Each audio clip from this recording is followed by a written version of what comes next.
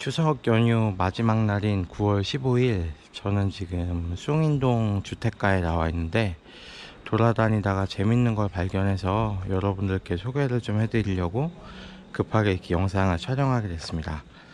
제가 길에서 본 건데 남의 가게 앞이라 좀 조심스럽긴 하지만, 자 보시면 여기 서울 수도 4294라고 되어 있는 것을 확인할 수가 있는데요.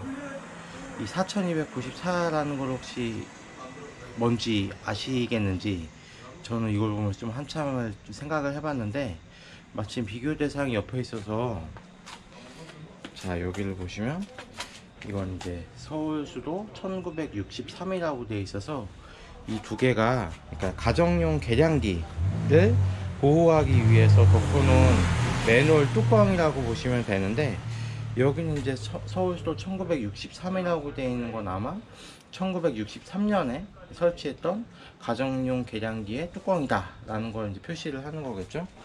그러면 여기 4294라고 되어 있는 건, 연배가 좀 오래되신 분들은 기억하시겠지만, 지금은 서력이라고 해서 예수님이 태어난 해를 기준으로 해서 해를 저희가 이제 계산을 하고 있는데, 1961년까지는 단기라고 해서 저희가 연후나 이런 걸 계산을 했잖아요. 그래서 단기 4294년에 매설된 가정용 계량기의 뚜껑이다 라는 걸 표시를 하는 것 같습니다. 그래서 단기 서기 계산하는 게 좀 복잡해서 저도 언제 한번 인터넷 포털 사이트에 확인해 가지고 한번 외우기는 했었는데, 그러니까 단기에서 2333을 빼면 서기가 나오거든요. 그래서 계산을 해보면 1961, 그러니까 4294에서 2333을 빼면 아마 1961년에 매립된 가정용 계량기 뚜껑인 것 같습니다. 저는 지금 충신동 골목에 나와 있습니다.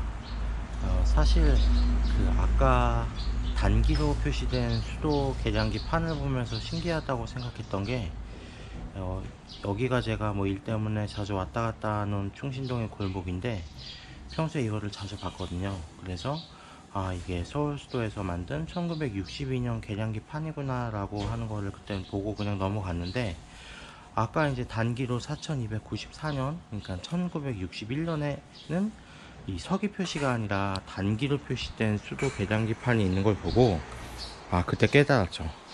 단기에서 서기로 공식적으로 변화된 시점이 1962년이구나 라는 걸 그 계량기 판을 보고 깨닫게 돼가지고 오늘 이렇게 짧게 영상을 준비하게 됐는데, 그러니까 1961년 12월 1일에 1962년 1월 1일부터 단기를 쓰지 않고 서기로 쓴다 라고 이제 공표를 하게 됐는데, 1961년이 잘 아시겠지만 5.16으로 이제 군정이 들어서게 되잖아요.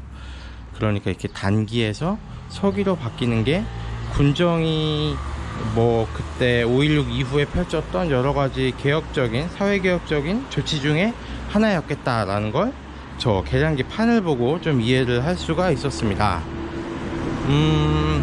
단기에서 서기로 바꾼 건 뭐 여러가지 의미가 있겠지만, 우선은 당시 이제 여러 국제적인 기준이 사실 서기였기 때문에 국제 교류 관계상에 있어서 단기라는 대한민국에서 쓰는 연어보다는 서기를 쓰는 게 좋겠다라고 하는 판단이 있었던 것 같고, 5.16 직후인 1961년대 중반 이후부터 사실 국제적으로 통용되는 게 우표잖아요. 우표에도 단기가 아닌 서기를 사용하기 시작했으니까, 이미 이제 61년 중반부터 서기 사용에 대한 사회적인 논의가 좀 활발해지고, 그거를 받아서 62년부터 저렇게 단기가 아닌 서기를 사용하게 됐다라는 걸 계량기 판을 보고 느끼게 돼가지고 제가 말씀을 드리게 됐고, 계량기 판이 저희가 오늘 총 3개를 봤잖아요. 4294년, 그러니까 1961년 계량기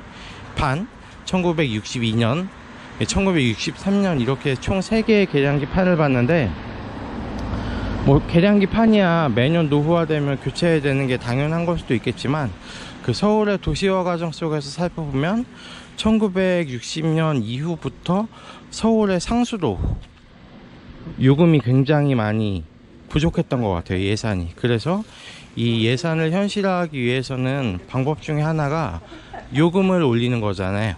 그리고 방법 중에 다른 한 가지는 서울 시민들이 사용하는 상수도의 양을 정확히 파악해서 누락 없이 체크하고 거기에 따른 요금을 걷어들이는 것, 이렇게 두 가지로 압축할 수가 있는데, 61년 2년부터 수도 요금이 거의 2배가 뛰거든요. 그러니까 1960년 3.15 부정선거 즈음해서 표를 얻기 위해서 정부에서 수도 요금을 확 깎아요. 근데 이게 너무 요금이 인하되다 보니까 예산의 압박으로 돌아오게 되죠. 그래서 군정 이후에는 요금을 거의 톤당 50원에서 90원 가량까지 인상을 하거든요. 요금을 대폭 인상을 해서 상수도 예산을 확보하고자 했죠. 그리고 두 번째로 각 가정마다 정확히 사용하는 상수의 양을 체크해서 요금을 부과하기 위해서 저렇게 가정용 계량기를 집중적으로 서울시 곳곳에 배치하게 됩니다. 그래서 61년 이후부터 뭐 10,000개에서 15,000개씩 가정용 계량기를 서울 전역에 보급하겠다 라고 하는 계획도 내놓거든요. 그래서 방금 보셨던 그 계량기 3개의 판은 1960년대 이후 서울의 도시화 과정, 뭐 상수도의 근대화 과정에서 발생했던 뭐 흔적의 하나다 라고 이해를 하시면 될 것 같습니다. 예, 그 숭인동 골목에서 신설동 로터리로 나가는 과정에서 또 찾은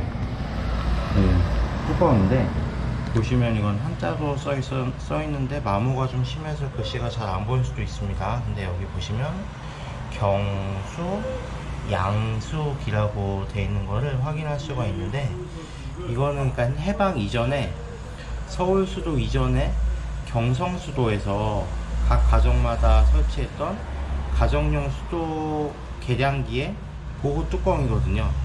그러니까 경성수도에서 1924년 이후부터 이렇게 가정에 양수기를, 계량기를 보급을 해서 실제 사용량에 따라서 요금을 부과하겠다고 한 그 정책들을 펴게 되는데, 그 결과물들을 이렇게 숭인동 골목에서 확인을 할 수가 있습니다.